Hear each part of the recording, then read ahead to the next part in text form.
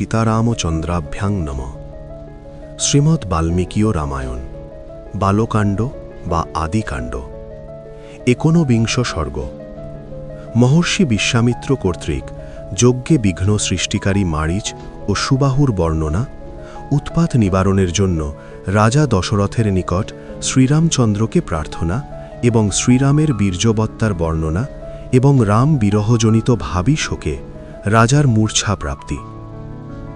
নৃপশ্রেষ্ঠ দশরথের সেই অদ্ভুত বিস্তারিত কথা শ্রবণ করে মহৎ তেজস্বী বিশ্বামিত্র হৃষ্ট ও রোমাঞ্চিত হয়ে বলতে লাগলেন, হে নৃপশ্রেষ্ঠ, বশিষ্ঠের উপদেশে চালিত মহৎ বংশজাত আপনার তুল্য রাজা আর পৃথিবীতে কেউ নেই।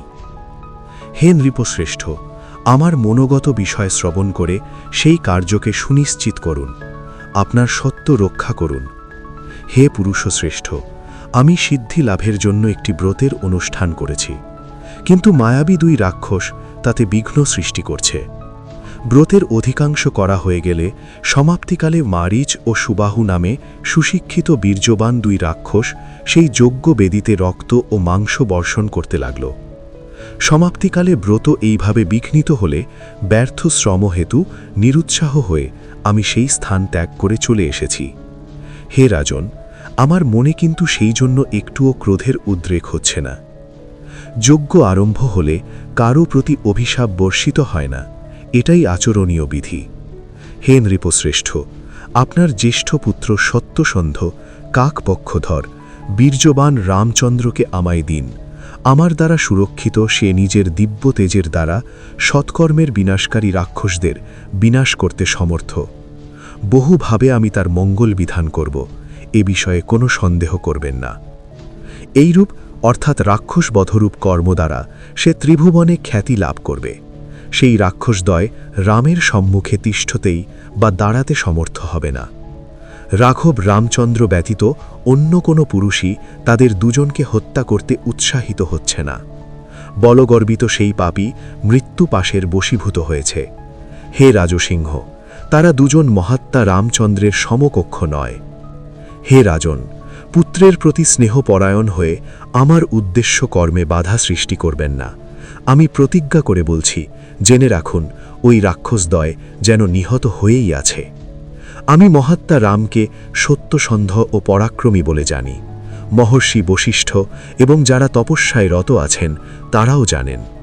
হে রাজেন্দ্র, আপনি যদি পরম ধর্ম এবং পৃথিবীতে চিরস্থায়ী যশ লাভ করতে ইচ্ছা করেন, তাহলে রামকে আমায় দিন।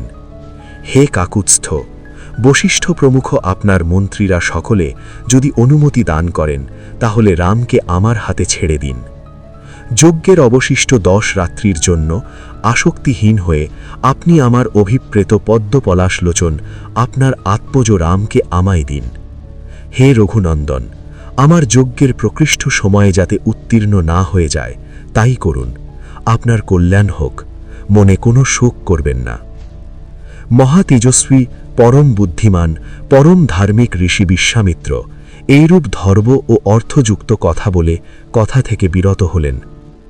বিশ্বামিত্রের শ্রেষ্ঠ রাজা দশরথ শুভ বাক্য সকল শ্রবণ করে গভীর শোকে আচ্ছন্ন হয়ে কম্পিত ও অজ্ঞান হয়ে গেলেন। অনন্তর জ্ঞান লাভ করে উঠে বসে ভয়ে বিষণ্ণ হয়ে পড়লেন। এই রূপে সেই মহামনস্বী মহারাজ অতীব হৃদয় বিদারণকারী মুনিবচন শ্রবণ করে ব্যথিত হৃদয়ে বিচলিত হয়ে আসন থেকে পড়ে গেলেন। মহর্ষি বাল্মীকি বিরচিত আদিকাব্য রামায়ণের বালকাণ্ডে বা আদিকাণ্ডে 19 সর্গ সমাপ্ত।